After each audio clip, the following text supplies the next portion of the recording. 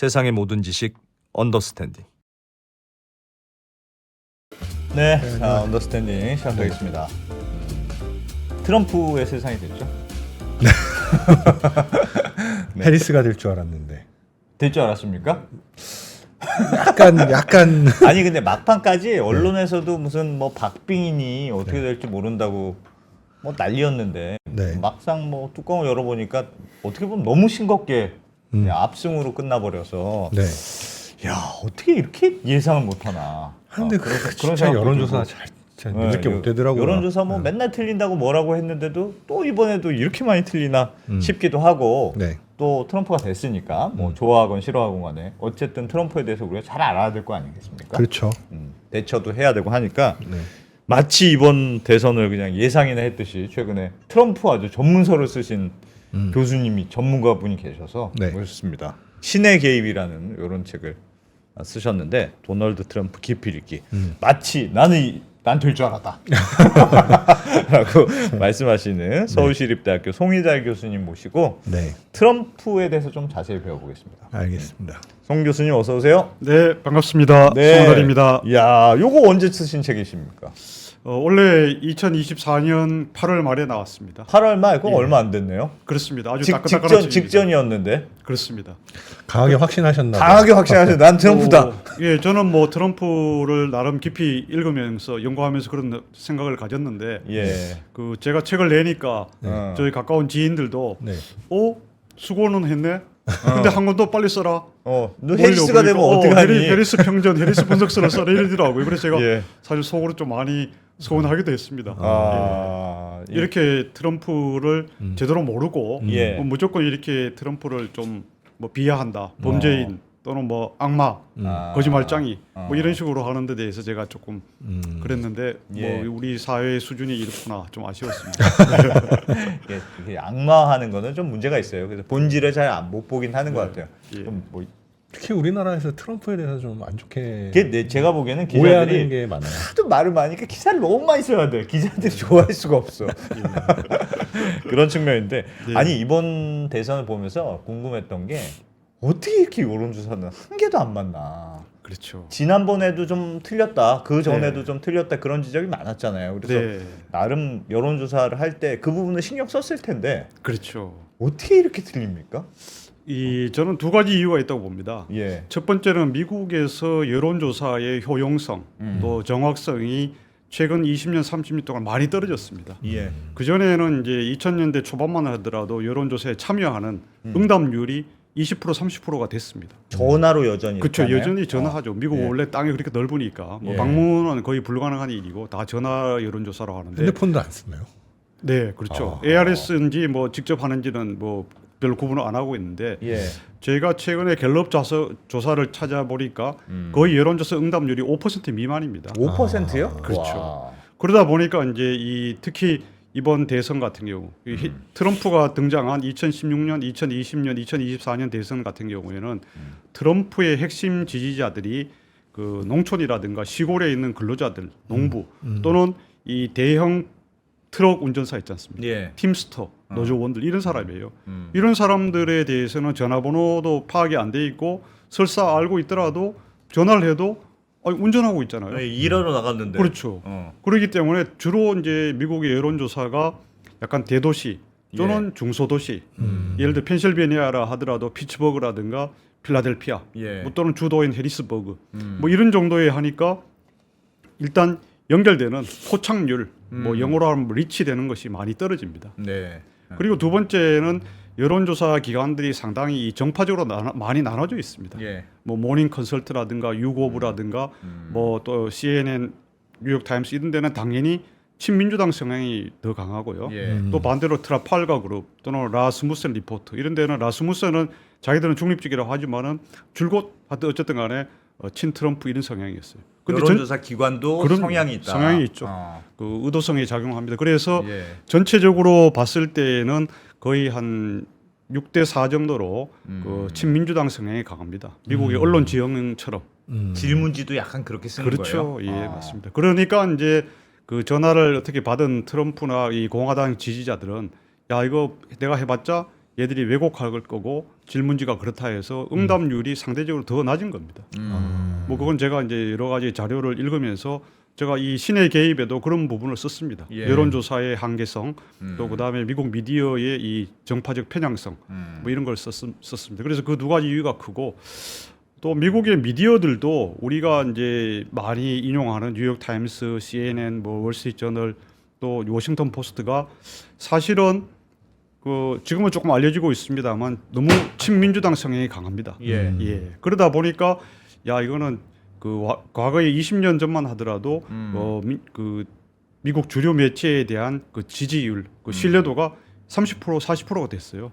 지금은 이제 특히 공화당 사람들의 경우는 지지층은 그 신뢰도가 11%밖에 안 됩니다. 이거 역시 갤럽하고 퓨 리서치 센터 조사에 그렇게 나와 있습니다. 예. 그렇기 때문에 이 편향된 그 여론조사 그리고 그것을 보도하는 미국 주류 매체들의 약간의 정치적인 양극화 편향성이 너무 심하다 이거죠.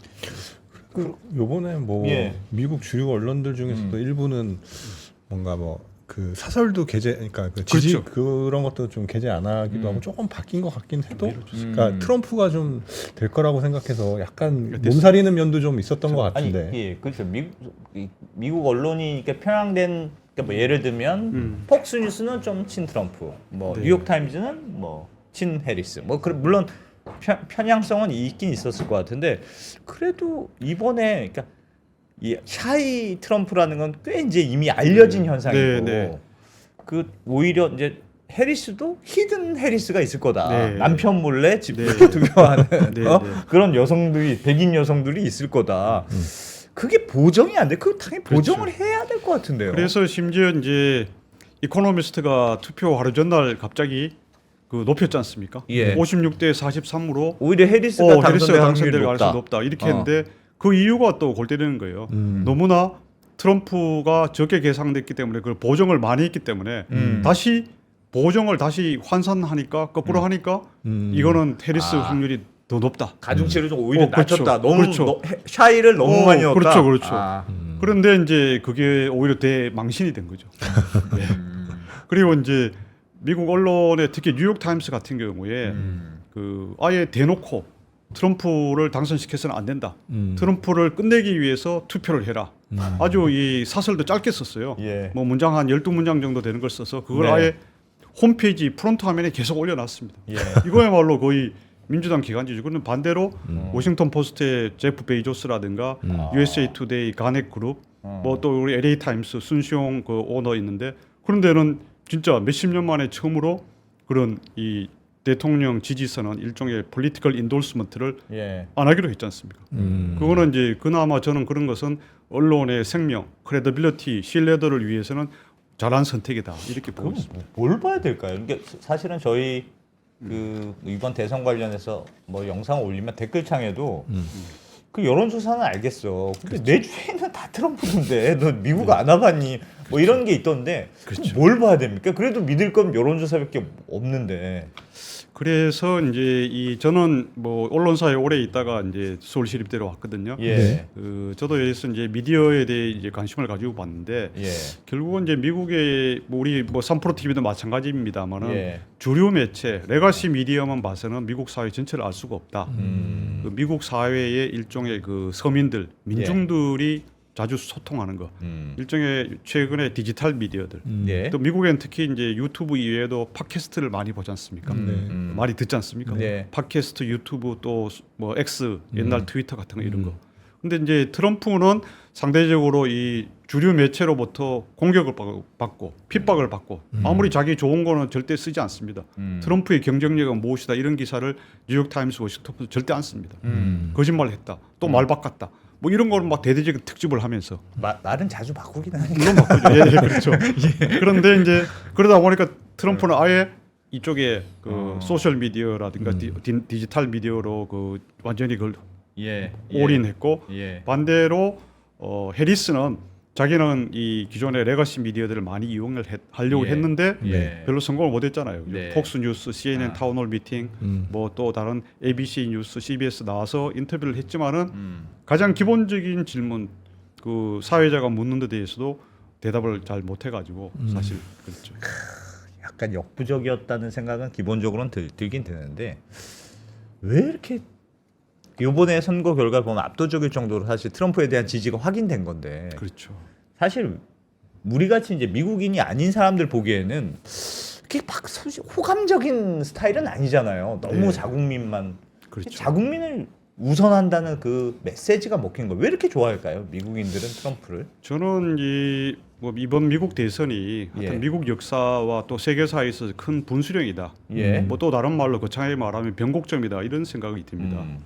그래서 그것은 뭐냐 하면은 지금까지 이제 1993년 1월에 빌 클린턴이 취임을 했지 않습니까? 예. 그때부터 지금까지 거의 한 30년 정도는 사실 이른바 세계화의 시대였습니다. 예. 이 글로벌리즘이라는 것을 표방을 하면서 그 미국이 세계의 뭐 경찰관뿐만 아니라 세계의 산타클로스 같은 역할, 특히 글로벌 사우스 또는 이 동맹국에 대해서는 거의 퍼주기를 많이 했습니다. 예. 뭐 물론 이제 트럼프 4년 2017년부터 2020년까지 4년은 이 트럼프 일기는 그에 대한 역작용의 예외적인 시간이었어요.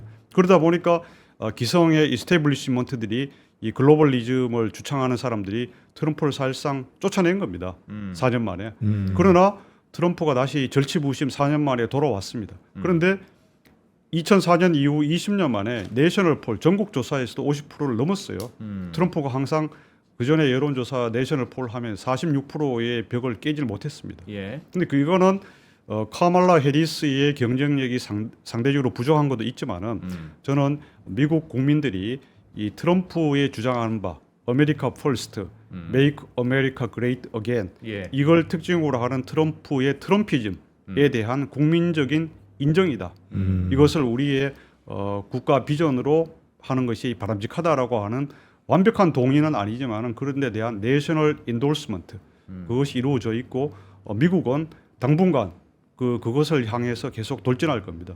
그것을 보여주는 단적인 예가 반 트럼프 매체이고 글로벌리즘을 주창하는 대표적인 영국의 이코노미스트 있지 않습니까? 예. 주간 경제 국제 전문 잡지에서 보면은 2주일 전에 제목이 The Trumpification of American Policy였습니다. 미국 정책의 트럼프화.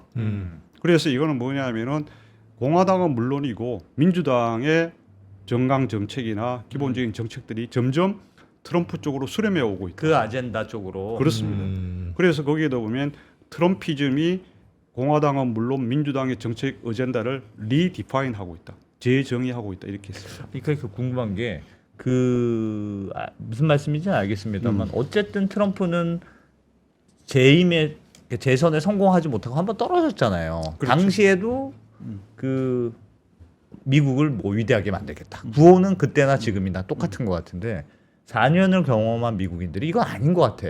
그리고 당시에는 제 기억에 약간 부끄럽다. 뭐 그런 여론도 있었고. 네. 그래서 한번 바꿔보자고 어떻게 보면 한 번의 심판을 받았는데 네, 네. 다시 이번에 재선에 성공한 걸 보면 바꿨더니 더 별로였더라. 당연하죠. 그렇죠. 그러니까 그것도 지금 그 민주당이 했던 바이든 정부에 대한 그렇죠. 비판적인 여론이 트럼프를 다시 불러온 거라고 당연하죠. 예, 맞습니다. 생각할 수 있을까요? 그렇죠. 트럼피즘 자체의 매력도 있지만은 그에 못지않게 이 바이든 4년 동안의 그 실망감 그런 데 대한 뭘 그렇게 실정. 못했을까요? 일단 뭐 경제가 이 코로나 같은 팬데믹 상황이 아닌데도 불구하고 그 특히 물가 관리를 못했지 않습니까? 물가는 고인플레이션으로 높았죠. 예. 거의 5%대의 바이든 3년 반 동안의 물가 상승률인데 이것은 트럼프 4년 동안의 평균 물가 상승 종합 평균 물가 상승률 2%보다 예. 거의 2배 이상 3배 정도 되는 상승률입니다. 그리고 불법 입국자 문제 이것이 원래 미국이 이제 이 멜팅 포시로 해서 많은 이제 나라의 이민을 받는 게 미국의 원래 역사적인 전통이었습니다만은 중남미 불법 입국자들은 진짜 거의 그 사회에 적응을 하지 못한 무능력자 또는 범죄자들이 다는 아니지만 상당히 많습니다. 예. 그렇죠? 그리고 거기에다가 이제 중국이나 심지어 아시아에서도 그런 적응 못하는 사람들이 그쪽으로 오는데 최근 4년 동안에 온 그 미국 국경 통계청 자료를 보면은 1,100만 명이 넘습니다. undocumented immigrant가 그냥 넘어오는 사람들? 거기 뭐 장벽이 있는 걸 또 장벽 넘어서 오기도 하고 예. 또 뭐 밤새 오기도 하고 이런데 바이든 4년 동안에 이 오픈 보더 정책을 해가지고 거의 이 사람들을 용인을 해줬어요. 그리고 이 사람들 여기 오게 되면은 뭐 며칠 지나면 얼마 지나면은 이거 8월이라 그래가지고 임시 거류증 또 기본 생활할 수 있는 거 그리고 숙소도 주고 이러니까 그 국경 지역에 있는 텍사스주, 애리조나주 이런 데 사람들은 비용 부담이 엄청 늘잖아요. 예. 그 심지어 플로리다주 이런 데도 그렇고 뭐 저쪽에서 막 배 타고 넘어오기도 하고 뭐 밤에 해안가로 막 오고 그러니까 그래서 이 주지사들이 열받아서 그럼 이렇게 그 이 불법 이민자들 받아 잘 주는 뭐 생추어리 시티라고 하는데요.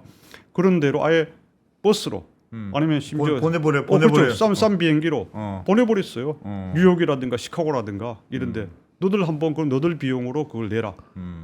그럴 정도니까 사실은 이게 그러면은 값싼 노동력이 오니까 좋지 않겠느냐 이렇게 생각할 수 있지만은 그거는 고용주들이 좋은 거고 안 그래도 이런데 일용직으로 살고 있는 라티노 흑인들 이런 사람들은 기존에 불편한 거예요. 정착해 있던 이민자들은 정말 싫겠군요. 그렇죠. 아니 바이든이 자기는 무슨 거창하게 바이든 해리스 정부가 뭐 인권이니 뭐 열린 나라니 열린 국경이니 이런 걸 해서 하는데 피해는 정작 자기들이 보고 있잖아요. 아니 그래서 특히 이번에 특이하게도 트럼프를 지지하는 사람은 이게 백인 그럼요. 노동자층뿐 아니라 네, 흑인까지. 이민자들이 그렇게 싫어했다는 거예요. 흑인 라티노까지 퍼졌죠. 그러니까 내가 너한테 내가까지만 이제 다리를 끊고 더 이상 안 들어왔으면 좋겠어요. 이런 심리인 거잖아요. 그렇죠. 예. 나는 들어와 있으니까. 네, 네. 아, 사실 우리 언론이나 이런 데서 이런 데 대한 그 미국 현지에 대한 정확하다기보다 하여튼 풍부한 진단을 하지 않고 예. 그냥 우리 언론의 가장 큰 문제점은 뉴욕 타임스, 워싱턴 포스트 그것만 옮겨서 적으면은 네. 그 미국에 있는 그들의 모습을 전달하는 것처럼 민심을 잘 모른다. 그렇죠. 최고의 그 정론지니까 그냥 그게 맞겠다 하는데 그거는 1990년대까지 생각입니다. 예. 2000년대, 2020년 특히 들어서는 완전한 정파지가 되어 가지고 그 예를 들어 뉴욕 타임스는 1956년에 아이젠하워 대통령을 대통령 후보로 이 인돌스먼트 한 이후로 원래까지 64년 동안 1960년 선거부터 단 한 번도 공화당 대통령 후보를 인준한 적이 없어요. 네. 1980년에 로널드 레이건하고 월터 먼데일이 붙었는데 예. 그때 84년입니다. 그때 월터 먼데일은 딱 한 군데 자기 고향인 미네소타주에서만 이겼어요. 선거인단에서. 예. 거의 진짜 랜드슬라이드 중에서도 그레이티스트 랜드슬라이드 빅토리. 뭐 물론 먼데일 입장에서는 디피트입니다만 예. 그런데도 그게 사실상 거의 그 전에도 알고 있었는데 선거에서 뉴욕 타임스는 민주당 먼데일을 지지한다고 한 겁니다. 그거는 민심과 떠나서 자기들은 그냥 사실상 그때도 정파지였지만 그때는 지금처럼 노골적이지 않았는데 지금은 제가 기사도 몇 번 썼습니다만은 대놓고 자기들 사설은 물론이고 모든 칼럼에서도 보면은 트럼프가 실패한 이유, 못한 거, 왜 다음 대통령이 트럼프 2기가 되면 안 되느냐 이런 걸 계속 특집으로 내고 뭐 예를 들어 주말판, 일요일판 같은 경우에 보면은 몇 페이지 걸쳐 쓰고 이렇게 했습니다.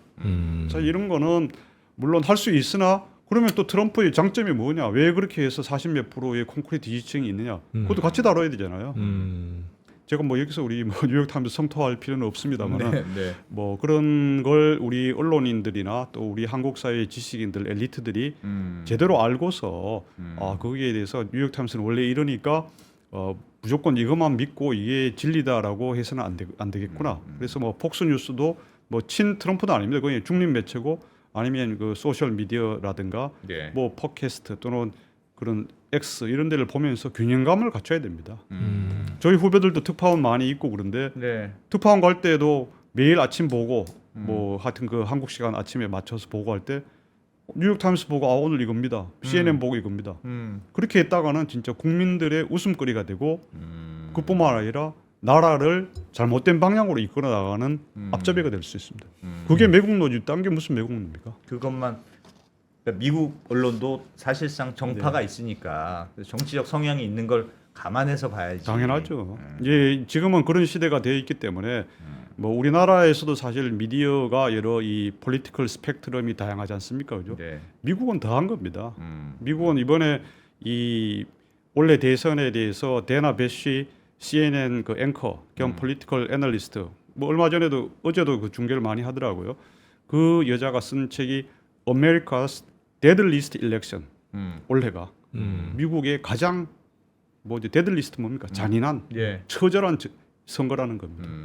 그거는 그만큼 뭐냐면 사실은 뭐 불복 시위니 뭐니 전쟁이 날 수 있다 이런 얘기까지 나왔잖아요. 뭐 드론이니 뭐 GPS 동원하고 뭐 이 경호원 저격수도 하고 뭐도 뭐 이게 다 방탄 유리까지 한다 이런 얘기까지 나왔는데 예. 이게 사실은 뭐 언론의 과장 보도는 야 뭐 미국이 그래 우리가 여행했을 때는 뭐 뭘 없던데 이게 아니라 사실 미국의 이 심각한 디비전 분열과 양극화가 간단치 않습니다. 그래서 트럼프가 어제 그 승리 수락 연설 예. 빅토리 스피치에도 치유를 하겠다 그러지 않습니까? 치유. 음. 치유란 게 그런 겁니다. 예. 과연 물론 이제 트럼프가 치유를 한다 하더라도 그 일종의 이제 아주 강고한 그 민주당 지지층들, 글로벌리스트들이 과연 트럼프의 그런 노력을 받아들일지 안 받아들일지 모릅니다. 어차피 예. 또 이 정치 예. 게임이니까 그죠. 그런데 어쨌든 간에 그런 게 상처가 깊고 그러기 때문에 우리가 미국을 이해하는 것 또는 트럼프를 이해하는 데 있어서는 좀 더 열린 마음으로 편견 없이 돼야 된다.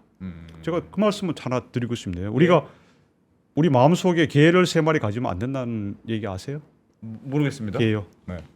뭘 익숙하게 개가 한자로 하면 뭡니까? 개견. 견이죠. 네. 첫 번째 편견, 아, 두 번째 선입견, 네. 세 번째 참견.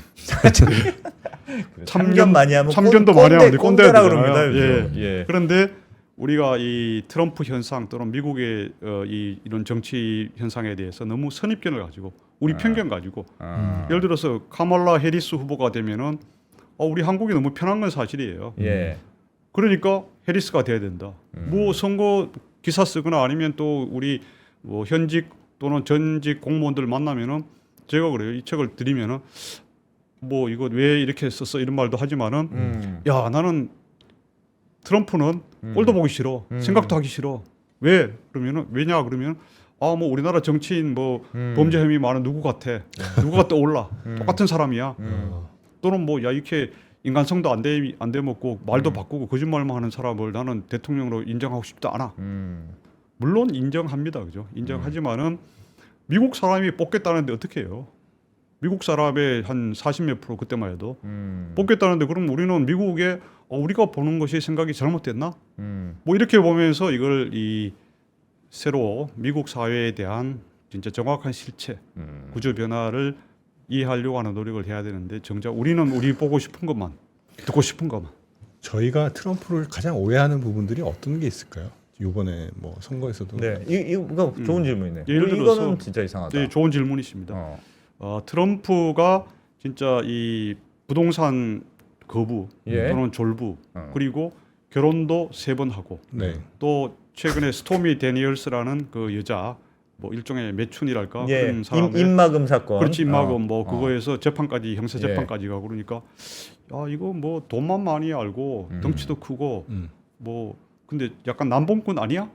그런 것도 있잖아요. 골프 칠 때 그렇지. 공 쓱 해가지고 맞아요. 공 잊어버렸는데 주머니에서 실 꺼내서 찾았다고 해서 맞아. 친다. 뭐 그런 것도 유명하다. 우리나라 언론에 크게 났죠. 뭐 예. 그 트럼프가 뭐 아주 롱기스트랄까 골프를 멀리 친다 이거는 심지어 예. 그 타이거 우즈도 인정하고 책에도 썼는데 그거는 절대 보도 안 하고 뭐 그런 거 뭐 알까기인가요? 뭐 그거만 했다 이렇게 말하는데 사실 이제 그런 트럼프가 뭐 결혼 3번 하고 여자들 그런 거는 맞긴 맞아요. 예. 그런데 트럼프는 또 의외로 19권의 책을 썼잖아요.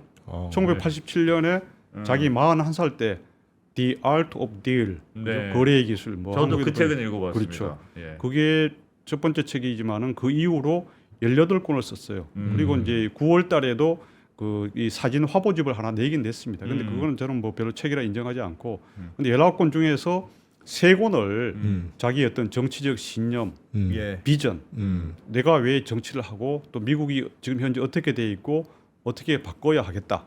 이런 하나의 어떤 정치 신념과 정치 공약 뭐 이런 거를 담은 것을 3권을 썼어요. 예. 2000년에 쓴 The America We Deserve. 뭐 우리가 지킬 만한 가치가 있는 미국 이런 책. 그다음에 두 번째가 2011년에 Time to Get Tough. 이제는 우리가 터프하게 해야 된다. 터프해야 할 시점이다. 그런 거고 2015년 6월에 대선 출마했는데 그에 앞서서 2015년 초에 낸 것이 Crippled America. 그러니까 이 크리플드가 뭐예요? 쩔뚝쩔뚝거리다. 예. 절름발이가 된 미국 이런 겁니다. 그래서 그때 트럼프가 대표적으로 주장한 것이 미국이 지금까지는 특히 중국이라든가 다른 나라에 의해서 호구가 되고 있다. 외국에 우리는 돈은 돈대로 많이 써주면서 뭐 일본도 포함되고 한국도 포함되는데 그죠? 뭐 군대도 보내고 뭐 유럽에도 그렇고 이렇게 하는데 특히 이제 중국에 대해서 많이 그 오바마가 거창한 말은 하는데 예. 2015년 책을 보면은 우리는 건지는 거 하나도 없다. 매년 몇천억 달러 무역 적자만 내고 있다. 그래서 나는 우리가 더 이상 미국이 국제사회 다른 나라로부터 존중도 못 받고 손가락질까지는 아니더라도 이 호구 되는 거는 나는 막겠다. 이 과정에서 우리가 거창한 명분을 내세워서 특히 클린턴 이후로 민주당 정권이 이 글로벌리즘 아젠다를 해서 뭐 세계 무역기구도 만들고 뭐 하고 그랬는데 그런 과정에서 진짜 일자리를 잃고 소득이 줄어들고 제일 고통을 겪는 사람들은 미국의 서민들, 제조업 근로자들, 또 농촌에 있는 사람들, 그 중에서도 백인들이다. 왜 흑인들이나 이 사람들은 소수인종, 소수민족에 해서 이 정치적 그 올바름주의, political correctness, 그죠? 워키즘 이런 것이 클린턴 이후로 완전히 불붙었어요. 특히 오바마 때. 그러다 보니까 이 사람들이 그 완전히 소외가 됐었죠. 그래서 트럼프는 이 사람들을 대변하고 이 사람들이 진짜 진정한 미국의 영혼이다. 그렇기 때문에 이 사람들하고 했고요.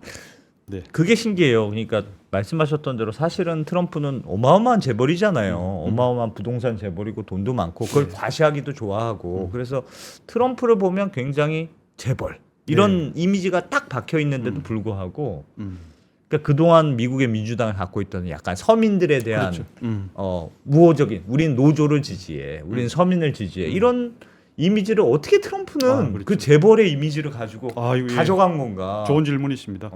그래서 제가 아까 답변 너무 길게 했는데 그 어쨌든 그 트럼프가 그래서 생각보다는 생각이 깊은 사람이다. 예. 나라에 대한 생각, 이 국가 시스템의 생각이 많은 거고. 대피를 했을 수도 있으니까 그거는 책을 많이 썼다고 해서 그거는 뭐 예. 사실은 해리스는 거의 책 거의 안 썼잖아요. 자기 예. 자서전 비슷한 예. 거 썼는데 그것도 뭐 믿을 수 없는 건데 어. 자기 정치하기 위해서 책을 19권까지 쓸 이유가 있나요? 우리나라에도 그런 정치인이 있습니까? 미국에도 그런 사람 거의 없어요. 저는 그거를 자기가 정치하기 위해서 미리 치밀하게 준비했다. 그 정도까지는 아니고 진짜 자기의 마음속에 어쨌든 뜨거운 애국심이 있는 거죠.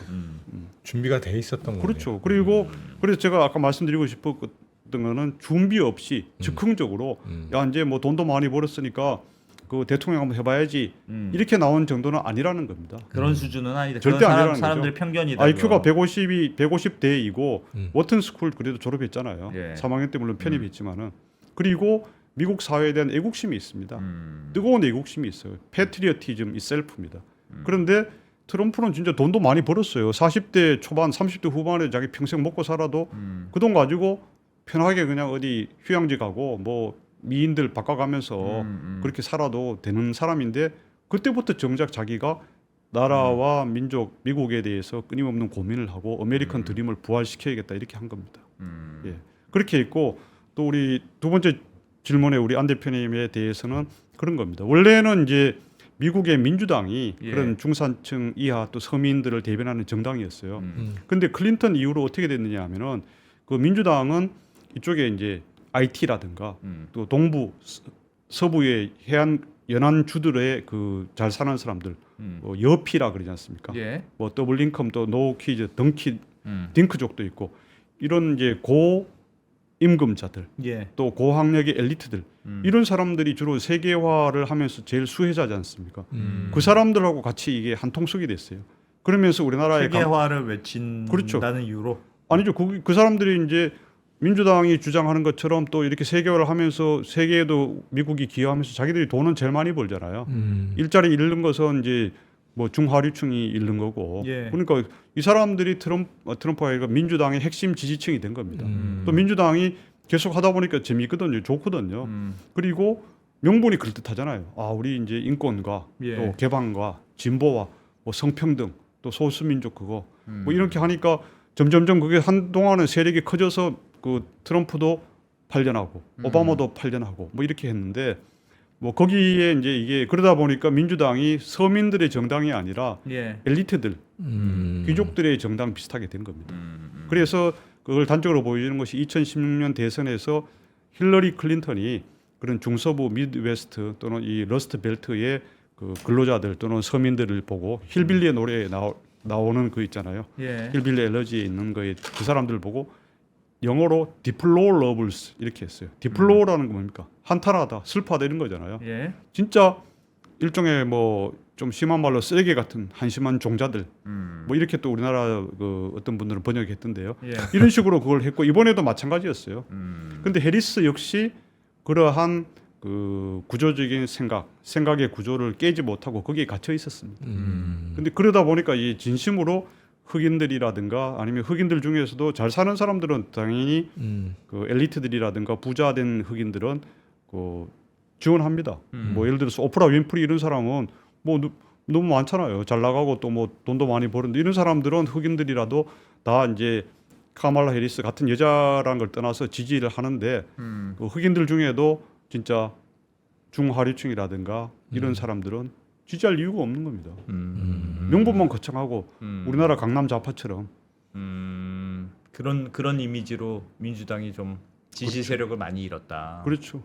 그래서 지금은 또 대표적인 것이 이런 뭐 동성애라든가 또 성전환 이런 거에 대해서 그 오바마, 좀 개방적이죠. 클린턴, 민주당이. 좀이 아니라 제일 그걸 앞장서서 예. 국가기념일, 예를 들어 트랜스젠더의 날, The Visibility Day of Transgender 이것이 올해 같은 경우는 기독교 부활절하고 같이 겹쳤어요. 3월 31일 날.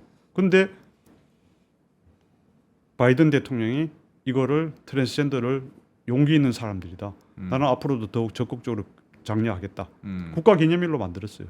기독교 사람들이 어떻게 생각했습니까? 미국이 원래 크리스찬 네이션인데 완전히 열받은 거죠.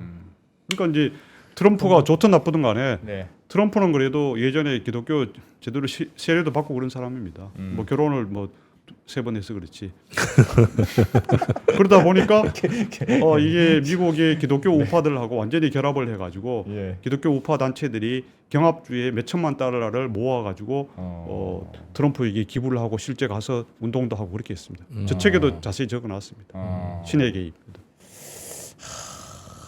모르겠어요. 이게 약간 그런 것도 있었던 것 같기도 하고 저도 잘 모릅니다만 그 PC주의라고 하나요? 말씀하셨던 정치적 올바름에 대한 약간 지겨움? 당연하지. PC 또 깨어 있을 수 있잖아요. 우리 좀 솔직하게 말해보자. 뭐 이런 그런 걸 노골적으로 다 건드린 게 어떻게 보면 시대적인 약간 흐름을 잘 탄 거 근데 아닌가 이제, 싶은 생각은 들어요. 맞습니다. 어떻게 그러니까 한쪽에서 보면 너무 경박스러워 보이는 발언들이고 또 PC주의가 너무 너는 젠체해 이런 느낌으로 그렇죠. 보는 사람 입장에서는 속 시원하게 느껴지는 거고 그렇죠. 그런 좀 차이가 쟁취할 있었던 뿐만 것 같아요. 아니라 거기를 PC즘에 충족을 못 시키는 사람들은 또 기업이나 그거에 대해서는 완전히 비난을 하고 대학 사회에서도 PC즘이라든가 PC주의 또는 워키즘이란 말이 있잖아요. 워크 깨어 있다.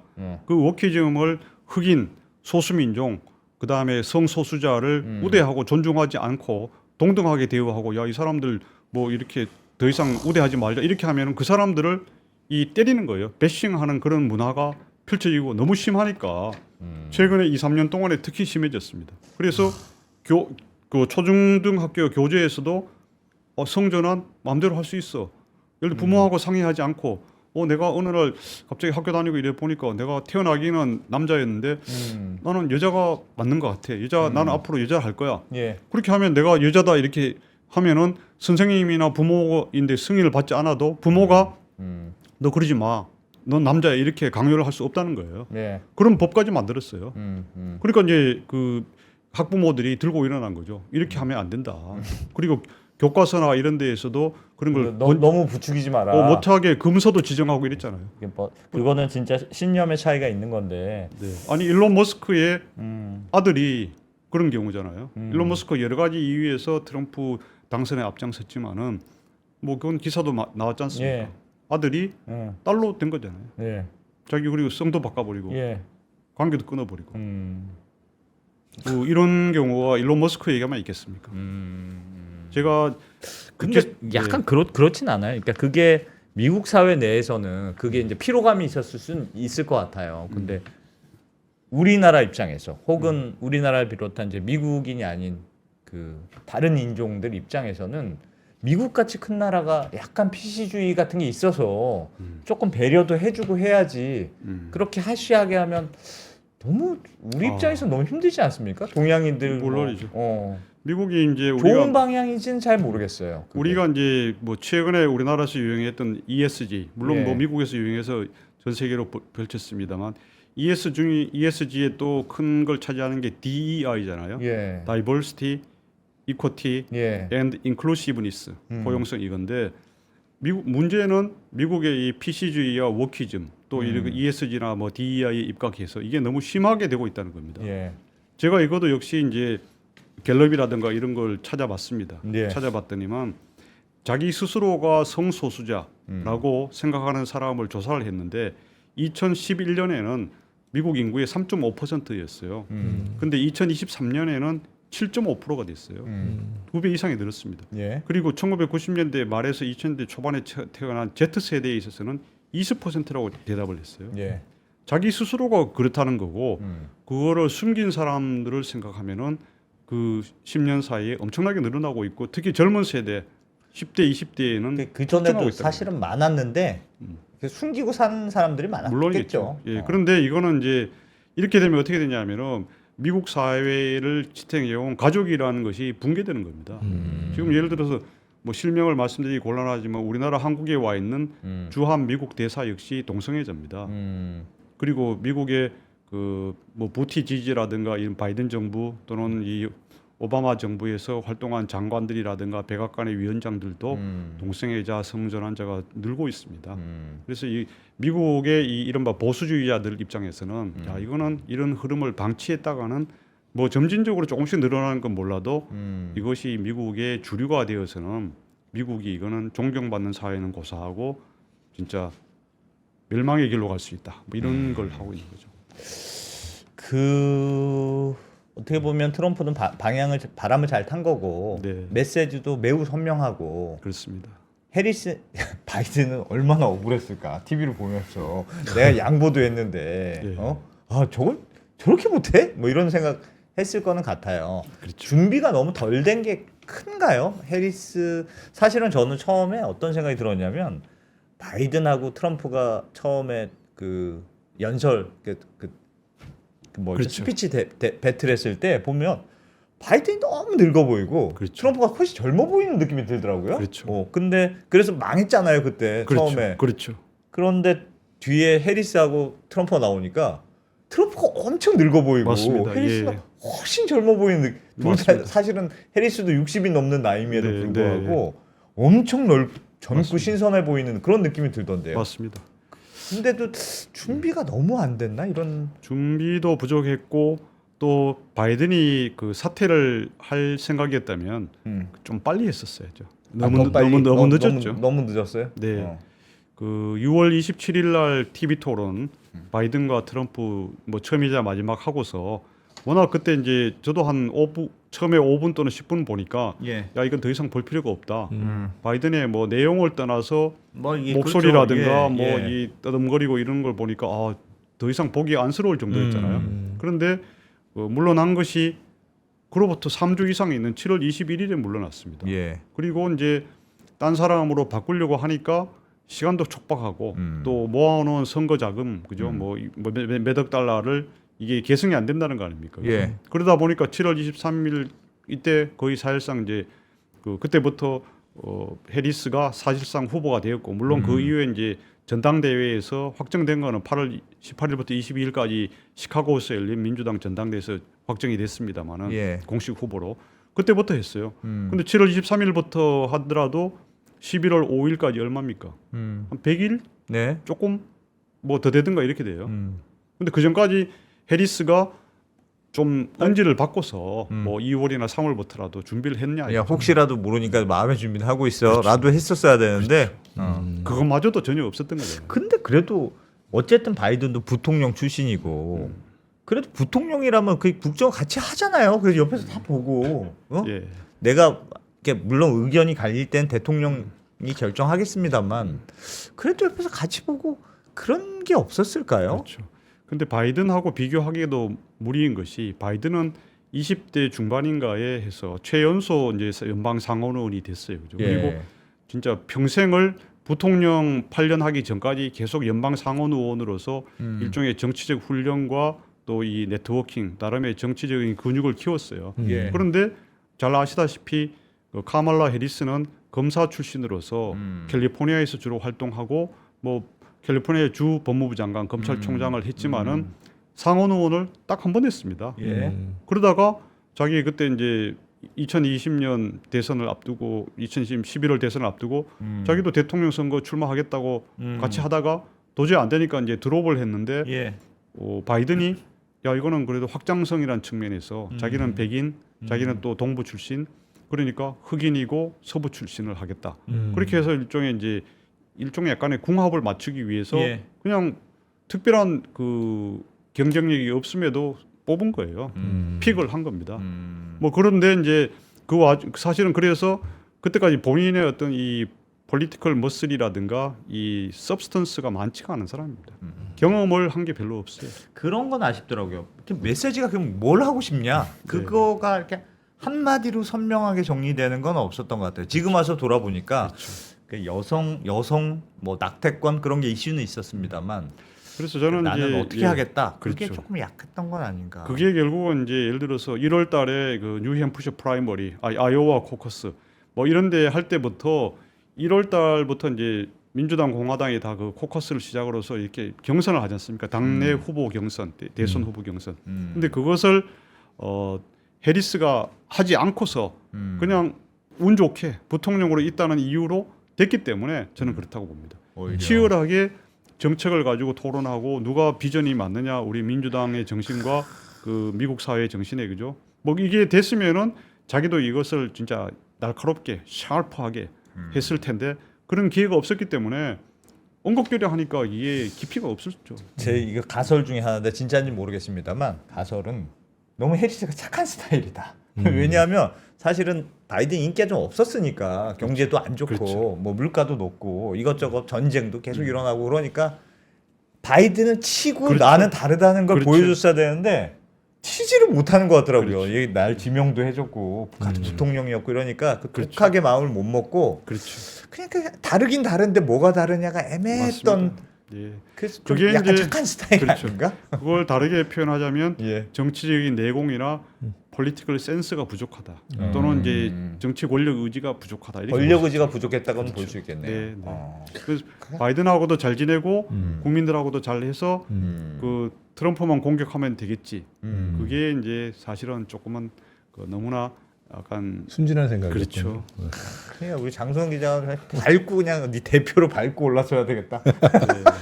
그렇게 해야 되는데. 교수님 보시기에 이번 선거에서 가장 뭐 어떤 포인트라 그럴까, 뭐 변곡점이라 그럴까, 가장 인상적인 장면이 있다면 어떤 걸 꼽으실 수 있어요? 많은 사람들이 이제 뭐 저 책의 제목도 신의 개입, 그래서 이 디바인 인터벤션, 그것을 이제 총 맞은 7월 13일 날 펜실베니아주 버틀러 카운티 뭐 버틀러 읍에서 한 그거를 많은 사람들이 꼽고 있습니다. 예. 근데 물론 그것도 저는 중요한 포인트라고 생각합니다. 네. 그래서 그 덕분에 이제 일주일 후에 7월 21일 날 바이든이 사퇴까지 했지만은 뭐 그러다가 다시 해리스가 되면서 해리스 인기가 팍 올라갔어요, 그죠? 네. 그래서 오히려 신의 개입의 효과를 누리는 거는 트럼프가 아니라 해리스 아니야? 그죠? 그 치열한 경선도 거치지 않고 야 이건 해리스가 되겠네 이런 생각이 9월 말 10월 초까지 계속 됐었습니다. 예. 그죠? 우리나라에서도 그렇고 특히 미국 주류 언론에서 많이 했잖아요. 예. 근데 저는 의외로 주목하지 않은 것이 10월 1일에 그 월주와 벤스의 TV 토론, 부통령 TV 토론. 아 그게 중요했다고 보세요? 꼭 중요한 건 아니면 크게 저는 그것이 주목을 못 하나의 받긴 했는데. 흐름을 바꿀 수 있는 그거였다. 어떤 면에서요? 왜냐하면은 벤스가 그때까지만 해도 별로 이미지가 안 좋았잖아요. 아니 그리고 이거 턱수염 기르고 좀 이상하다 그렇지. 쟤는 뭐 그런 평가를 들었죠. 그렇죠. 뭐 흑수저 출신이지만 또 예일대 로스쿨 나오고 테크 기업 가서 돈도 많이 벌고 완전히 예. 좀 이상하다 뭐 그런데 더더욱 중요한 거는 발언을 약간 강성 발언 많이 했잖아요. 예. 그 오하이오 주에서 뭐 이 하이티 이민자들이 불법 이민자들이 와서 애완동물을 막 잡아먹는다. 그래 맞아. 또그 전에 몇 년 전에 한 것은 차일드 리시 캣 레이디. 맞아요. 캔 레이디. 애를 놓지 않는 뭐 하여튼 여성들. 예. 그래서 해리스 너도 그런 거 아니야 이렇게 해가지고 사실은 야 이거 트럼프도 약간 또라이 기질이 있는데 야 이거 더하네. 얘도 더하네. 야 이거는 뭐 마가인지 뭐 아메리카 퍼스트 다 좋은 걸 떠나서 이 인간성이 안 된 애들을 그 대통령 부통령해서 되겠어? 사실 미국에 양식 있는 사람들 뭐 저도 그런 생각했는데 예. 조금만 생각하면 그렇게 생각 많이 들잖아요. 예. 그래서 야 이거 뭐 10월 1일 날 TV 토론에서도 부통령 TV 토론도 그 아주 시골 선생님 또는 뭐 이 아주 후덕한 인상을 주는 그 월즈 맞아요. 미네소타 주지사 훨씬 낫네. 뭐 네. 그것도 같은 중서부 출신이고 예. 말이야. 이렇게 생각을 많은 사람이 했잖아요. 예. 근데 웬걸 TV 토론을 해보니까 음. 이게 진짜 벤스가 매너도 좋고 또 네. 내용도 논리가 있고 또 트럼프하고 다르게 깨끗하게 자기 말한 건 잘했다. 그 트럼프 그 월초에 대해서도 칭찬도 하고 자기 물러설 때는 물러서면서 분명하게 논지를 드러내니까 9월 10일 날에 트럼프와 해리스 그 평가와 거꾸로 네 벤스의 판정승이다. 벤스가 새로운 면모를 보여줬다. 저는 이것이 이런 분위기를 바꾸는데 나름의 큰 특히 미국 사회의 약간 주류 뭐 주류 언론 매체가 아니라 그 미국을 걱정하는 사람들 입장에서는 예. 그래 벤스가 나이도 40살밖에 안 되고 그러지만은 이런 사람을 이 정도는 부통령 할 만하다. 똑똑하고 양식도 있고 매너와 품위와 절제가 있다. 저는 그런 이미지가 큰 영향을 줬다 생각합니다. 그래서 이번에 어제 빅토리 스피치에서도 트럼프가 벤스를 해서 진짜 나의 훌륭한 선택이라는 것을 확신 그때도 했고 지금도 다시 한번 한다 이렇게 했지 않습니까? 그래서 그 영향도 저는 있다고 생각하는데 10월 둘째 주 이때부터 7개 경합주에서 리얼 클리어 폴리틱스가 이제 매일 그거를 여론조사 전체 42여 개를 업데이트합니다. 종합 평균치를 냅니다. 자기들이 별도 조사하는 게 아니고 네. 거기에 보면은 조금씩 경합주에서 동률이 됐다가 골든 크로스 그 트럼프가 앞서고 막 그랬었어요. 예. 근데 물론 우리나라 언론에서 그걸 주목을 거의 안 했죠. 뭐 미국도 별로 안 봤지만 그러다가 또 10월 마지막 주에 대해서는 그 전국 여론조사에서도 그 트럼프가 해리스보다 앞서게 됐습니다. 그 리얼 클리어 폴리틱스에서 거기도 골든 크로스를 이뤘습니다. 뭐 이것이 여러 가지 해리스가 물론 모멘텀을 살리지 못한 면도 예. 크고요. 예. 또 동시에 이런 벤스로부터 시작된 마가 운동이란 또는 트럼프 벤스의 조합이 꼭 그렇게 불안하고 이상한 자기들이 민주당은 위어드 이상한 사람들이 이렇게 했는데 그것만은 아니구나. 그런 저는 이미지를 줬다고 생각합니다. 어떻게 보면 이렇게 말씀하신 걸 들어보면 그러니까 사실은 해리스는 준비가 부족한 후보였고 뭐 이렇게 나름 어떻게 보면 고군분투했으나 역부족이었다 이렇게 평가하시는 거잖아요. 네. 그렇게 보면 바이든이 그냥 무너져 버린 게 이미 결과를 예고했던 거다. 그렇습니다. 그러니까 사실은 현직 대통령인데 누가 다른 민주당에서 다른 후보가 나올 수가 없을 거 아니에요. 재선이 가능하니까. 그럼 그렇죠. 무조건 바이든이 후보로 나올 거라고 생각했는데 바이든이 그냥 초반부터 무너져 버리니까 그렇죠. 급하게 후보를 냈으나 그렇죠. 결국은 그 큰 흐름은 못 바꿔. 이렇게 또 정리할 수 있겠네요. 네, 그렇습니다. 어떻게 보면.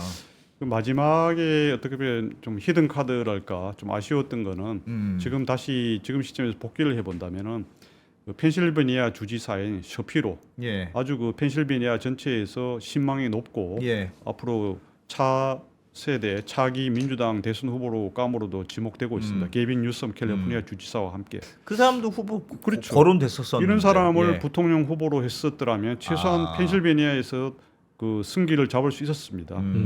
그런데 이제 뭐 잘 아시는 대로 그 셔피로 주지사는 약간의 야심이랄 거 있는 거죠. 예. 그 자기가 봤을 때는 카말라 해리스가 자기보다 특별히 나은 것도 없는데 부통령으로 입서가 됐는데 그러면 나에게는 어떤 역할을 맡겨줄 것이냐 이런 거를 서로 협의하는 과정에서 이제 해리스가 1대1로 면접을 다 받지 않습니까? 예. 그런 걸 물었다고 합니다. 그러니까 해리스는 자기도 이 정치적인 기반이나 이 스킬 내공이 부족한데 예. 이런 사람 두면 자기 부담스러운 거잖아요. 그래서 제일 만무나 나는 아무 욕심 없습니다. 그냥 얼굴마담 부통령 하겠습니다 한 그 미네소타 주지사를 한 겁니다. 아하. 물론 이제 겉으로는 그 셔피로가 유대인이고 유대계고 이래서 민주당 안에서 반발이 많다 뭐 이런 얘기를 했습니다만 예. 사실 저는 그때 그 결정을 보면서 좀 야 이거 이렇게 그게, 해서는 그 못 펜실베니아에서 품었군요. 이기기 어렵겠다 이 생각했습니다. 의외로 그런 건 있을까요? 그러니까 지금 예상하는 바로는 어쨌든 트럼프가 1기 때 보여줬던 모습이 있고 그걸 사실 우리나라 입장에 걱정하는 거잖아요. 뭐 이렇게 뭐 너한테 돈 좀 더 많이 내. 뭐 우리는 이제 미국은 호구가 아니야. 뭐 그런 게 예상이 되는데 그럼에도 불구하고 트럼프는 이번에 재선을 했으니까 이제 더 이상 뒤가 없잖아요. 네. 이제 자기는 명예롭게만 하고 끝나면 돼요. 음. 그래서 1기 때하고는 그래도 좀 생각보단 달라질 수 있어. 그렇죠. 뭐 혹은 그때는 어쨌든 이게 무리한 정책이더라도 내가 인기 있으면 무조건 간다. 그렇죠. 이런 게 있었겠지만 지금 이제 그런 게 없잖아요. 트럼프 그렇습니다. 이제 당선됐으니까. 그렇죠. 무슨 탄핵되는 일만 없으면. 그렇죠. 그래서 1기 때랑은 좀 혹시 다르지 않을까. 맞습니다. 예. 그런 생각은 드는데 혹시 네, 이런 저도, 포인트는 봐야 돼요. 안 대표님의 생각에 많이 동의하는 편이고요. 예. 특히 이제 트럼프가 대통령 선거에서도 50% 선을 넘어서서 이렇게 이제 국민적인 많은 지지를 얻은 데 대해서 본인도 나름 영어로 말하면 pleased 돼 예. 있는 상황이고 또 연방 상원은 물론이고 하원까지 아직 확정은 안 됐습니다만은 그 다수당이 되면 일종의 트리플 크라운이 되지 않습니까? 이렇게 되면 트럼프가 조금은 심리적인 여유, 안정감을 갖고서 하실 것이 아닌가. 트럼프가 이제 일기 정부에서 그렇게 많은 언론과도 싸우고 또 많은 사람들하고 싸운 것은 제가 아까 말씀드린 대로 이 글로벌리즘의 시대에 미국의 그 어떻게 보면 국가 어젠다가 그거였는데 그 자기가 약간의 돌연변이 이변을 만들기 위해서 하다 보니까 거의 반대하는 사람이 너무 많았습니다. 예. 심지어 자기가 집권한 일기 안에 있는 행정부의 강요들도 뭐 맞아요. FBI의 예. 코미 국장이라든가 이런 사람들도 반기 들고 사표 내고 막 그랬잖아요. 네, 못 해먹겠다고 나와서 인터뷰하고 한 사람 그렇죠. 많았죠. 그리고 뭐 심지어 백악관 안에 있는 사람들도 익명으로 기고를 하고 그래서 나오고 그랬잖아요. 예. 그거는 사실은 이 트럼피즘 자체에 대한 수용이 쉽지 않았기 때문에 그런 처음에. 겁니다. 그렇죠. 예. 뭐 물론 뭐 트럼프가 갑자기 기대하지 않은 당선도 있지만은 그리고 저항이 많아가지고 매우 힘들었는데 4년 동안에 워낙 또 바이든이 말씀하신 대로 못했기 때문에 야 이럴 바에는 차라리 트럼프의 그것이 인간성은 어떨지 몰라도 정책이나 비전은 진짜 지금 처한 미국을 위해서는 좋은 거다라고 국민들이 많이 받아들인 겁니다. 예. 그 세 개 부분까지 다 이제 석권을 했을 경우에는 트럼프가 과거처럼 그렇게 무리하게 이 컨플릭트 또는 충돌을 할 이유가 별로 없어진 겁니다. 예를 들면 IRA법 같은 경우도 그렇죠. 네. 그러니까 바이든 정부 때 한 거지만 사실은 그 본류로 보면 되게 트럼프가 했을 법한 내용이잖아요. 가리고 보면 이게 트럼프가 한 건지 바이든이 한 건지 모를 정도로 미국 공장 지어주면 그렇죠. 공장 다 들어와 이런 의미인데 네. 그걸 바이든 정부에서 했다고 해서 무조건 다 뒤집어 엎어. 꼭 그럴 이유가 있을 거 아닌가요? 그렇죠. 그거 어떻게 보세요? 맞습니다. 근데 물론 이제 IRA는 인플레이션 리덕션 액트라 해가지고 이름만 보면은 약간 좀 이 친환경 이런 느낌이지만 사실 꼭 그런 것만 아니잖아요, 그죠? 미국 제조 부활, 그 뭐 빌드 백 베터라든가 또 미국의 이제 미국으로 외국 기업들도 많이 데려오게 하는 이런 건데 조금 다른 것은 트럼프는 외국 기업을 들어오게 하되 보조금을 주지 않고 혼내면 되는데 그렇죠. 내가 왜 돈을 주니? 조금 더 적극적이죠. 너들 들어올 때 안 들어도 좋으니까 관세를 때리겠다. 그죠? 그리고 그 외국 기업에 줄 보조금을 자기들은 미국 근로자들에게 미국 서민들에게 주겠다. 뭐 약간 진일보 했습니다. 그런데 IRA나 이 칩스 앤 사이언스 액트 이런 것이 또 수혜자들이 이 공화당의 지지 기반인 레드 스테이트에 많기 때문에 꼭 반드시 없앤다. 폐지한다라고 우리가 벌벌 떨 이유는 전혀 없습니다. 그럴 이유는 없고 네. 뭔가 이렇게 변형된 상태로 남긴 정신은 남을 건데 그렇죠. 그래도 친환경 이런 거 예. 보조금 주는 거는 약간 그럴 것 같다. 그렇습니다. 예, 그거는 뭐 현재 기류로 봐서는 그렇게 우호적으로 뭐 그건 바이든 확실히 때처럼 아니에요. 그렇죠. 그런 건 아니지만은 트럼프가 아마 이제 취임하기 전까지 한 73, 4일 남았더라고요. 그때까지 종합적인 이 리뷰를 할 것입니다. 친환경은 왜 그렇게 싫어할까요? 이게 예전에 생각해 보면 친환경이라는 게 정치적인 구호라고 생각할 수는 있지만 또 다른 한편으로 생각해 보면 친환경이라는 게 어떻게 보면 큰 대세의 흐름이니까 요걸 산업적으로 잘 이용하면 될 것 같아. 트럼프는 비즈니스맨이니까 그런 생각도 할 수 있을 것 같은데 유독 진짜 친환경에 대해서는 그건 다 사기야. 네. 그거는 뭐 왜 그렇죠. 이렇게 싫어할까요? 일단은 트럼프의 생각은 친환경 자체가 이제 우리나라에서도 많이 느꼈습니다만 태양광이라든가 여러 가지 신재생 에너지도 대표적이지 않습니까? 예. 그 가성비가 높지 않다 이겁니다. 그리고 그걸 해가지고 일자리가 많이 안 생긴다는 겁니다. 태양광이나 풍력 이게 설치 비용이라든가 이건 많지만은 또 오히려 태양광 하면서는 또 환경 파괴도 많이 되잖아요. 그죠? 예. 그래서 일자리 창출에 유효하지 않다. 노력 대비, 비용 대비. 두 번째 이유는 친환경 대신에 미국에 지금 셰일가스라든가 원유 매장량이 세계 최대인데 우리 이렇게 천연 자원이 남아돌고 이러는데 왜 이걸 쓸데없는 짓을 하냐? 딴 데서 수입을 하고 또 원유값을 비싸게 하느냐? 뭐 또 그로 인해서 발전 비용이 비싸게 되니까 전기값이 비싸잖아요. 사실 우리나라도 최근에 한전이 그 기업에 대해서 전기값을 높여가지고 기업들이 상당히 힘들어하고 있는 걸로 예, 알고 예. 있습니다. 그래서 트럼프는 어젠다 47 자기가 작년 말까지 만든 핵심 공약 중에 하나가 The Lowest Energy Price입니다. 전 세계에서 가장 싼 싸게 만들겠다. 에너지 전기를 공급해서 미국 기업들이 원가가 낮아지는 거죠. 예. 원가를 최대 낮추겠다는 거예요. 지금도 상당히 낮은데 미국은. 그렇죠. 그래서 그런 기업들이 드는 비용을 줄이겠다는 건데 그것은 결국은 미국 기업들, 미국에서 활동하거나 오퍼레이션하는 기업들에게 보조금을 주는 거나 마찬가지 효과입니다. 그래서 자기는 환경이고 뭐고 간에 환경 파괴는 오히려 중국이 더 많이 한다. 그 공장 많이 하고 이렇게 해서 물론 중국 앞으로는 좀 줄 수 있겠죠. 전기차 많이 하니까. 예. 그런데 우리가 그 고상한 환경이란 명분 때문에 미국의 경쟁력이 악화되고 일자리가 없어지는 것보다는 환경을 우리가 갖고 있는 자원을 최대한 개발해서 예. 최저 가격으로 공장을 돌려서 미국이 다시 제조업 허브가 되고 더 강력한 나라가 되고 또 일자리가 많아지는 그런 걸 만드는 게 자기는 훨씬 더 중요하다 보는 겁니다. 그런데 그거는 이런 트럼프 생각하고 그것보다 우리가 지구 환경을 위해서 세계 지구의 앞날을 위해서 계속 환경 보호를 해야 돼. 절대 이 프래킹을 통해서 셰일을 개발하거나 이러는 거는 위험하고 안 좋은 거야. 미국 사람들이 선택을 한 거예요. 미국에서. 네. 그 미국이 지금까지 성장한 과정을 보면, 그러니까 어떻게 보면 의도된 무역 적자 그런 게 있잖아요. 그러니까 달러를 어마어마하게 풀어요. 그리고 패권을 내가 장악해.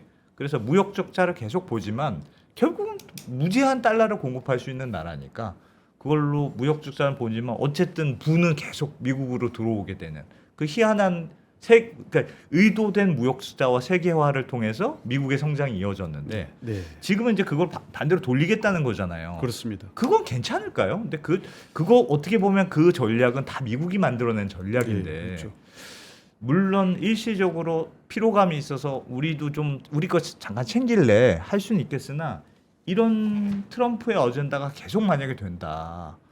그게 미국의 장기적인 이익에 과연 부합할 것이냐. 그러니까 미국만 잘 살고 미국만 돈 벌고 다른 애들은 다 죽어도 괜찮아 했을 때 그게 궁극적으로 미국의 이익에 부합하는 것일까? 그런 여론은 꽤 네. 있을 것 같은데요. 네, 좋은 질문이십니다. 네. 좋은 뭐 문제 제기이시고 뭐 그렇기 때문에 미국의 이제 주류 경제학자들 예. 이 그 트럼프가 뭐 예를 들어 10 내지 20%의 보편적 기본 관세를 도입한다든가 뭐 이렇게 했을 경우에는 인플레이션이 되고 엄청난 거기에 미국 경제뿐만 아니라 전 세계 무역 전쟁도 촉발하고 안 좋을 것이다 이렇게 예. 비판과 우려를 많이 하고 있습니다. 예. 근데 제가 아까 모두의 이번 대선이 여러 가지 역사적인 의의를 있다고 그랬는데 첫 번째가 이제 저는 새로운 미국의 탄생. 그 과거 30년의 세계화 시대의 미국과 결별을 하고 새로운 출발을 하는 겁니다.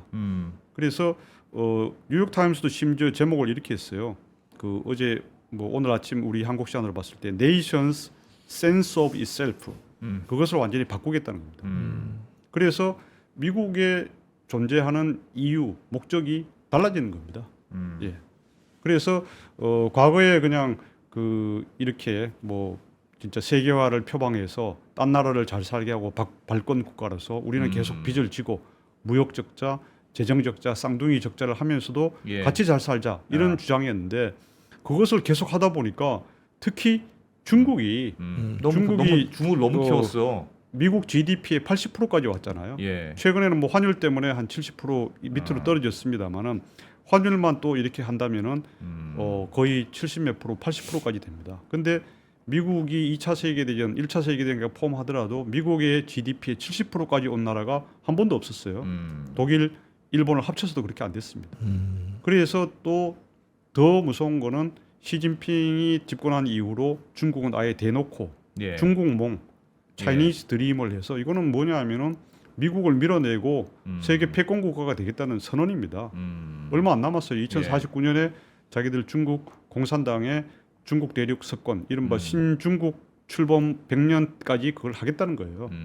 그래서 여러 가지 작업을 차곡차곡 하고 있지 않습니까? 그러다 보니까 지금 현재 중국의 군사력, 경제력이 보십시오. 뭐 전기차, 조선, 앞으로 반도체도 그렇게 할 겁니다. 예, 반도체만 남았죠. 우주 굴기, 양자 컴퓨터, AI 이런 첨단 산업에서 거의 미국을 완전히 위협하고 있습니다. 해군 전함 건조 속도는 미국 의회에서 조사를 한 거 보면 1대 233으로 중국이 압도적인 우위에 있습니다. 예. 해군 건조 속도. 그러다 보니까 트럼프가 오늘 아침에 윤석열 대통령하고 전화하면서 한국이 조선 분야에서 기회주기 바란다. 그래서 조선주가 폭등했잖아요. 예. 예. 그거는 미국이 그만큼 절박한 상황이고 미국의 패권이 흔들리고 있습니다. 그러다 보니까 이게 처음에 2016년 18 선거에서 당선된 2017년부터 트럼프 할 때는 뭐 관세 때리고 이럴 때는 뭐 왜 그래 하나 이렇게 했잖아요. 왜 무역 전쟁 하나 그랬는데 가만 보니까 중국의 이게 놀라운 너무나 공격적인 이게 심하니까 바이든도 그걸 인정한 겁니다. 예전하고는 환경이 지금 달라지고 달라졌다. 있어요. 왜냐하면 중국의 공격이 워낙 거세고 빠르기 때문에 바이든도 인정해서 이 무역 분야에서 트럼프 정책이 옳다. 그걸 더 강화했잖아요. 네. 그래서 착한 트럼프가 바이든이다. 중국에 대한 무역 정책에서는 그 세계 무역 정책도 마찬가지.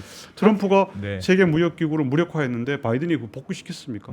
자기도 집권해서 보니까 야 이렇게 하다보면 미국 망하겠는 걸. 뭐 글로벌리즘도 좋고 세계 뭐 같이 잘 사는 것도 좋은데 이게 미국의 엘리트들에게 다 퍼진 겁니다.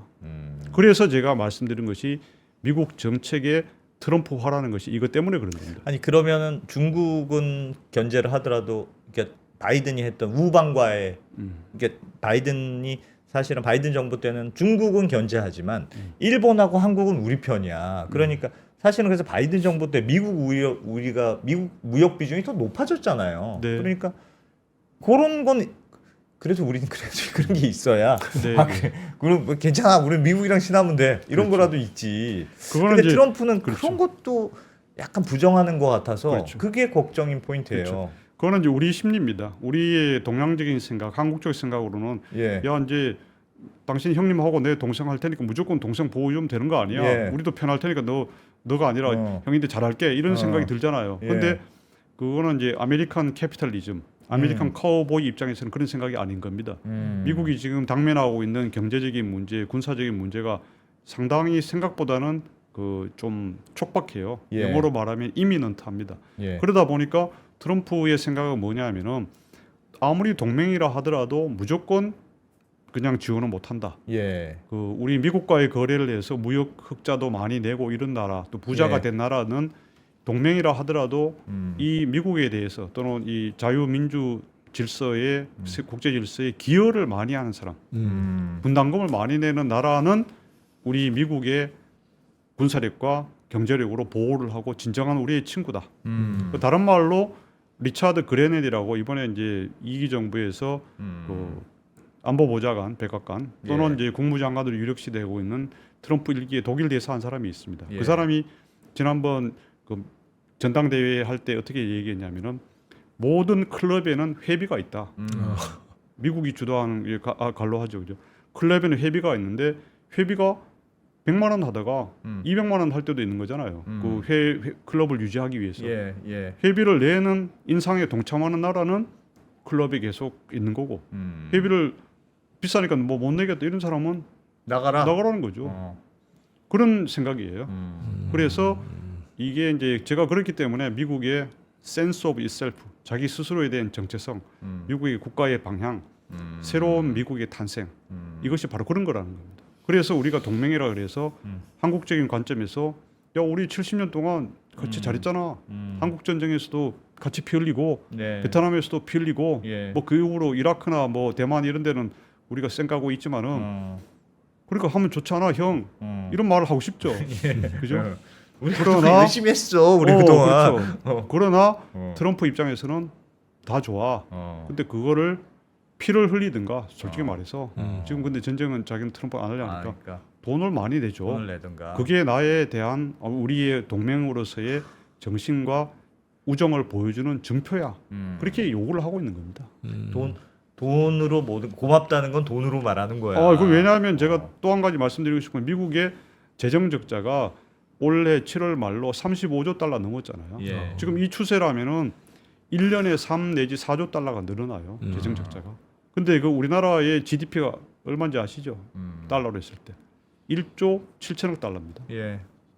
우리나라의 GDP 2배가 계속 적자로 생깁니다. 근데 미국이 국방비가 전 세계 중국부터 러시아 뭐 이렇게 한국, 일본, 터키 다 합쳐도 6, 7개 나라 합쳐도 미국의 국방비가 많잖아요. 예. 근데 그게 8,200억 달러입니다. 음. 근데 미국의 원래 내셔널 데트 국가 부채에 대한 이자만 1조 달러가 넘을 거라고 예, 지금 예. 알려지고 있습니다. 환장할 노릇 아닙니까? 근데 야, 그럼 뭐 트럼프가 전략 자산 전개하는데 뭐 그도 돈 내라고 그랬잖아요. 일기 때. 야, 뭐 푼돈 뭐 100만 달러, 10만 달러 이거 모아서 뭐 되겠어. 이렇게 네. 하지만은 부자일수록 돈 아끼지 않습니까? 그죠? 그래서 원래 저는 부자들이 좀 더 짜.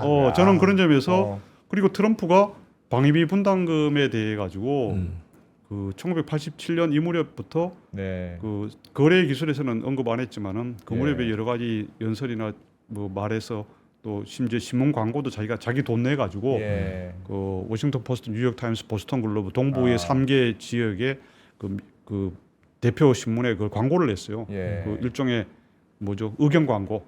그걸 냈는데 거기에서 그렇게 주장을 했어요. 한 10만 불을 내서 세 군데 실었는데 아니 이렇게 돈 잘 버는 나라 그때만 해도 한국은 해당이 안 되는데 일본, 사우디에 우리가 무조건 지원해서는 안 된다 했는데 뭐 그런 정신이 계속 있는 겁니다. 알겠습니다. 앞으로 뭐 트럼프 정부가 이제 들어서면 좀 더 구체적인 게 나오긴 할 텐데 우리 입장에서는 살짝 걱정되는 건 뭐 있는 것 같은데. 예, 그래서 제가 한 마디만 더 붙이면은 네. 그 돈 문제를 자꾸 이제 방위비 분담금을 이제 처음에 현재 우리나라가 한 11억 달러 수준이잖아요. 예. 뭐 트럼프가 이제 그 일기 정부에서는 50억 달러를 예. 못 받아서 그게 두고두고 한의되고 있다. 음. 뭐 이러면서 이제 그 뉴욕 타임스의 피터 베이커라는 백악관 취지 팀장과의 인터뷰에서 해서 예. 그 피터 베이커라는 사람이 책에도 그렇게 썼었어요. 어. 당신이 4년 동안 있었는데 제일 아쉬웠던 게 뭐냐 그러니까 그 얘기를 그 한국에서 했었습니다. 못 받은 거 너무 아깝다. 그렇죠. 두 번째가 이제 독일차 수입 독일차에 대한 관세를 충분히 때리지 못했다. 근데 이기 때 반드시 2개를 하고 싶다 이렇게 했어요. 아하. 참. 트럼프가 125번이나 올해 5월까지 그 얘기를 했답니다. 예. 비슷한 톤으로. 아하. 그거는 이제 그때 문제가 돼서 이제 최근에 직을 벗어난 그 우리나라 그 있잖아요. 예. 그 CSIS에 있던 그 예. 연구원 예, 그 예, 수미 예. 테리가 예. 그렇게 분석을 해서 아하. 발표를 한 거예요. 125번입니다. 아. 그 저는 뭐냐면은 트럼프가 이제 뭐 갑자기 그렇다고 50억 달러 우리가 올려줄 수도 없고 그걸 예. 바라지는 않을 텐데 어쨌든 간에 우리가 얼마 정도는 올려줘야 됩니다. 근데 거기에 대한 관점을 저는 우리가 뭐 정부도 그렇지만 국민들이 좀 새롭게 해야 될 것이 여기 여의도 IFC 빌딩 가치가 자산 가치가 얼마 정도 됩니까? 한 채. 모르겠는데 뭐 엄청 비싸게. 1조는 안 되겠어요? 예, 예. 그리고 그런데 만에 하나 북한 미사일이 뭐 딱 한 미사일이든 뭐 장사정포든 와서 부서진단 말입니다. 예. 반파가 되든지 완파가 되든지 그 가치가 얼마 되겠습니까? 손실, 인명 손실, 재산 손실. 최소 1조 원이 아니라 몇 조가 될 겁니다. 예. 심리적 타격까지 하면 그게 중요한 것인지 돈이 돈이 들어도- 중요한 것인지 인명이 중요한 것인지 진짜 이거는 생각을 다르게 해야 된다. 당연히 그 안보 측면에서는 안보를 잘해야죠. 그렇죠. 근데 네. 다만 우리 입장에서도 좀 싸게 하면 좋다. 그렇죠. 뭐 그래서 그런 저는 이제 거니까. 뭐 우리도 먹고 살고 그래야 되는데 예. 뭐 트럼프 말하니까 아이고 그래요 형님 알겠습니다. 아이고 우리 잘 봐주세요. 그렇게 무조건 주자는 건 절대 아닙니다. 그건 예. 아니고 줄 경우에 우리가 무엇을 받을 것인가 무엇을 얻을 거 우리도 얻을 거를 딜을 생각해야 된다. 치열하게 고민을 해야 됩니다. 그리고 방법을 트럼프의 특성과 개인적인 심리 또 협상의 스타일 전화할 때 어떻게 하는지 이런 걸 해서 트럼프를 어쨌든 기분 좋게 해서 하나를 주고서 하나 비슷한 걸 받아야 돼요. 하나를 더 받으면 더 좋지만은 알겠습니다. 그런 노력을 정부가 하고 기업이 하고 또 국민들이 그걸 서포트해야 그런 구조가 돼야 된다 이렇게 생각하는 겁니다. 알겠습니다. 있습니다. 야 트럼프, 야 하여튼 뭐 며칠 만에 지금 트럼프 세상이 돼서 네. 저도 살짝 개인적인 미국에 있을 때 트럼프 대통령 갑자기 돼가지고 네. 미친 듯이 기사 썼던 그런 기억이 있는데 말씀 잘 들었습니다. 네. 서울시립대학교 송희달 교수님 고맙습니다. 네, 감사합니다. 네.